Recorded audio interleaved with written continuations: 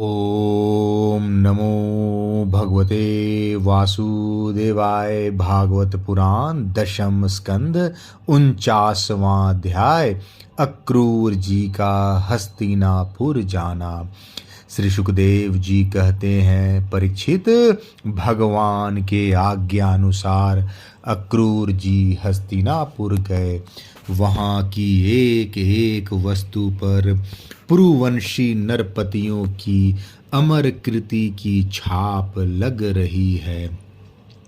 वे वहाँ पहले धृतराष्ट्र, भीष्म, विदुर, कुंती, बाहिक और उनके पुत्र सोमदत्त, द्रोणाचार्य, कृपाचार्य, कर्ण, दुर्योधन, द्रोण पुत्र अश्वत्थामा, युधिष्ठिर आदि पांचों पांडव तथा अन्य इष्ट मित्रों से मिले।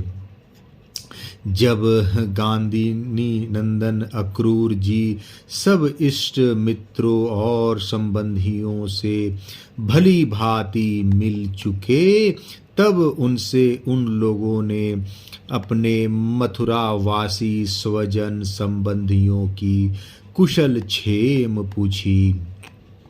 उनका उत्तर देकर अक्रूर जी ने भी हस्तिनापुर वासियों के कुशल मंगल के संबंध में पूछताछ की। परीक्षित, अक्रूर जी यह जानने के लिए कि धृतराष्ट्र पांडवों के साथ कैसा व्यवहार करते हैं, कुछ महीनों तक वहीं रहे। सच पूछो तो धृतराष्ट्र में अपने दुष्ट पुत्रों की इच्छा के विपरीत कुछ भी करने का साहस न था। वे शकुनी आदि दुष्टों के सलाह के अनुसार ही काम करते थे। अक्रूर जी को कुंती और विदुर ने यह बतलाया कि धृतराष्ट्र के लड़के दुर्योधन आदि पांडवों के प्रभाव, शास्त्र कौशल, बल, वीरता तथा विनय आदि सद्गुण देखकर उनसे जलते रहते हैं। जब वे यह देखते हैं कि प्रजा पांडवों से ही विशेष प्रेम रखती है, तब तो वे और भी चिढ़ जाते और पांडवों का अनिष्ट करने पर उतारू हो जाते। अब तक दुर्योधन आदि धृतराष्ट्र के पुत्रों ने पांडवों पर कई बार विषदान आदि बहुत से अत्याचार किए और आगे भी बहुत कुछ करना चाहते हैं। जब अक्रूर जी कुंती के घर आए, तब वह अपने भाई के पास जा बैठी। अक्रूर जी को देखकर कुंती के मन में अपने मायके की स्मृति जग गई और नेत्रों में आंसू भर आए। उन्होंने कहा, प्यारे भाई, क्या कभी मेरे माँ बाप, भाई बहन, भतीजे, कुल की स्त्रियां और सखी सहेलियां मेरी याद करती हैं?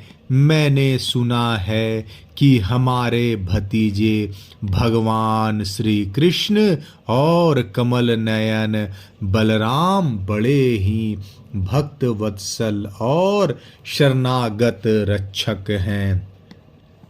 क्या वे कभी अपने इन फुफेरे भाइयों को भी याद करते हैं? मैं शत्रुओं के बीच घिरकर शोकाकुल हो रही हूँ। मेरी वही दशा है जैसे कोई हरिणी भेड़ियों के बीच में पड़ गई हो। मेरे बच्चे बिना बाप के हो गए हैं। क्या हमारे श्री कृष्ण कभी यहाँ आकर मुझको और इन अनाथ बालकों को संतावना देंगे।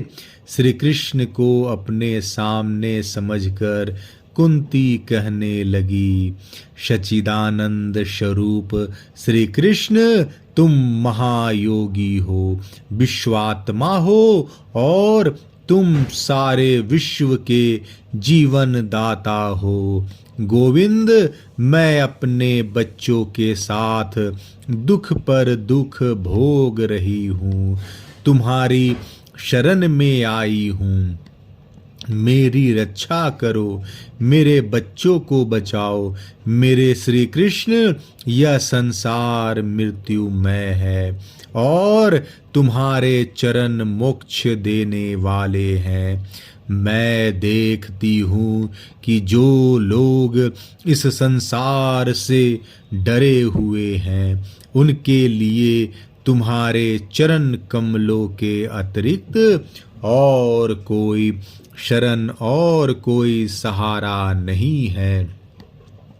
श्री कृष्ण, तुम माया के लेश से रहित परम शुद्ध हो, तुम स्वयं पर ब्रह्म परमात्मा हो, समस्त साधनों, योगों और उपायों के स्वामी हो तथा स्वयं योग भी हो।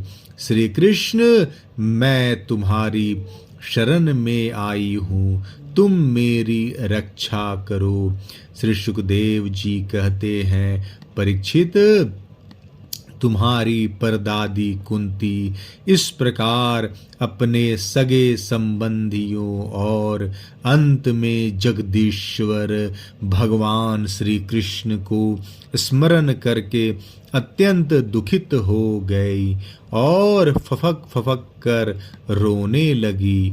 अक्रूर जी और विदुर जी दोनों ही सुख और दुख को समान दृष्टि से देखते थे।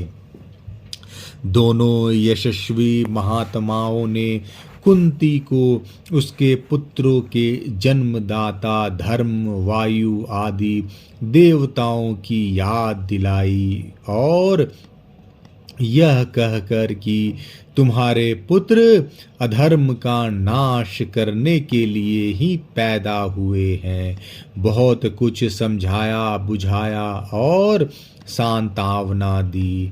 अक्रूर जी जब मथुरा जाने लगे तब राजा धृतराष्ट्र के पास आए। अब तक यह स्पष्ट हो गया था कि राजा अपने पुत्रों का पक्षपात करते हैं और भतीजों के साथ अपने पुत्रों का सा बर्ताव नहीं करते। अब अक्रूर जी ने कौरवों की भरी सभा में श्री कृष्ण और बलराम जी आदि का हितैषिता से भरा संदेश कह सुनाया। अक्रूर जी ने कहा, महाराज धृतराष्ट्र जी, आप कुरुवंशियों के उज्ज्वल कीर्ति को और भी बढ़ाइए। आपको यह काम विशेष रूप से इसलिए भी करना चाहिए कि अपने भाई पांडु के परलोक सिधार जाने पर अब आप राज सिंहासन के अधिकारी हुए हैं। आप धर्म से पृथ्वी का पालन कीजिए, अपने सद्व्यवहार से प्रजा को प्रसन्न रखिए और अपने स्वजनों के साथ समान बर्ताव कीजिए। ऐसा करने से ही आपको लोक में यश और परलोक में सद्गति प्राप्त होगी। यदि आप इसके विपरीत आचरण करेंगे तो इस लोक में आपकी निंदा होगी और मरने के बाद आपको नरक में जाना पड़ेगा। इसलिए अपने पुत्रों और पांडवों के साथ समानता का बर्ताव कीजिए। आप जानते ही हैं, इस संसार में कभी कहीं कोई किसी की साथ सदा नहीं रह सकता। जिनसे जुड़े हुए हैं उनसे एक दिन बिछुड़ना पड़ेगा ही। राजन, यह बात अपने शरीर के लिए भी शुलो आने सत्य है। फिर स्त्री पुत्र धन आदि को छोड़कर जाना पड़ेगा। इसके विषय में तो कहना ही क्या है। जीव अकेला ही पैदा होता है और अकेला ही मरकर जाता है। अपनी करनी धरनी का पाप पुण्य का फल भी अकेला ही भुगतता है। जिन स्त्री पुत्रों को हम अपना समझते हैं वे तो हम तुम्हारे अपने हैं। हमारा भरण पोषण करना तुम्हारा धर्म है। इस प्रकार की बातें बनाकर मूर्ख प्राणी के अधर्म से इकट्ठे किए हुए धन को लूट लेते हैं। जैसे जल में रहने वाले जंतुओं के सर्वस्व जल को उन्हीं के संबंधी चाट जाते हैं। यह मूर्ख जीव जिन्हें अपना समझकर अधर्म करके भी पालता पोसता है, वे ही प्राण धन और पुत्र आदि इस जीव को असंतुष्ट छोड़कर ही चले जाते हैं। जो अपने धर्म से विमुख है, सच पूछिए तो वह अपना लौकिक स्वार्थ भी नहीं जानता। जिनके लिए वह अधर्म करता है वे तो उसे छोड़ ही देंगे। उसे कभी संतोष का अनुभव न होगा और वह अपने पापों की गठरी सिर पर लाद कर स्वयं घोर नरक में जाएगा। इसलिए महाराज, यह बात समझ लीजिए कि यह दुनिया 4 दिन की चांदनी है, सपने का खिलवाड़ है, जादू का तमाशा है और है मनोरंजन मात्र। आप अपने प्रयत्न से, अपनी शक्ति से चित्त को रोकिए, ममतावश पक्षपात न कीजिए। आप समर्थ हैं, समत्व में स्थित हो जाइए और इस संसार की ओर से उपराम शांत हो जाइए। राजा धृतराष्ट्र ने कहा, दानपते अक्रूर जी, आप मेरे कल्याण की, भले की बात कह रहे हैं। जैसा मरने वाले को अमृत मिल जाए तो वह उससे तृप्त नहीं हो सकता, वैसे ही मैं भी आपकी इन बातों से तृप्त नहीं हो रहा हूँ। फिर भी हमारे हितैषी अक्रूर जी, मेरे चंचल चित्त में आपकी यह प्रिय शिक्षा तनिक भी नहीं ठहर रही है, क्योंकि मेरा हृदय पुत्रों की ममता के कारण अत्यंत विषम हो गया है। जैसे स्फटिक पर्वत के शिखर पर एक बार बिजली कौंधती है और दूसरे ही क्षण अंतर्धान हो जाती है, वही दशा आपके उपदेशों की है। अक्रूर जी, सुना है कि सर्वशक्तिमान भगवान पृथ्वी का भार उतारने के लिए यदुकुल में अवतीर्ण हुए हैं।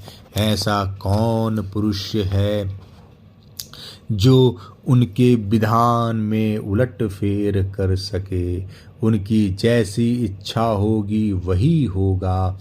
भगवान की माया का मार्ग अचिंत्य है, उसी माया के द्वारा इस संसार की सृष्टि करके वे इसमें प्रवेश करते हैं और कर्म तथा कर्म फलों का विभाजन कर देते हैं। इस संसार चक्र की बेरोक टोक चाल में उनकी अचिंत लीला शक्ति के अतिरिक्त और कोई कारण नहीं है।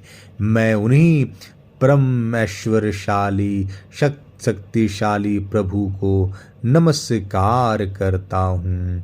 श्री सुखदेव जी कहते हैं, इस प्रकार अक्रूर जी महाराज धृतराष्ट्र का अभिप्राय जानकर और कुरुवंशी स्वजन संबंधियों से प्रेम पूर्वक अनुमति लेकर मथुरा लौट आए। परीक्षित, उन्होंने वहां भगवान श्री कृष्ण और बलराम जी के सामने धृतराष्ट्र का वह सारा व्यवहार बर्ताव जो वे पांडवों के साथ करते थे कह सुनाया, क्योंकि उनको हस्तिनापुर भेजने का वास्तव में उद्देश्य भी यही था। इति दशम स्कंद पूर्वार्ध समाप्त। हरि ओम तत्सत। जय श्री कृष्ण।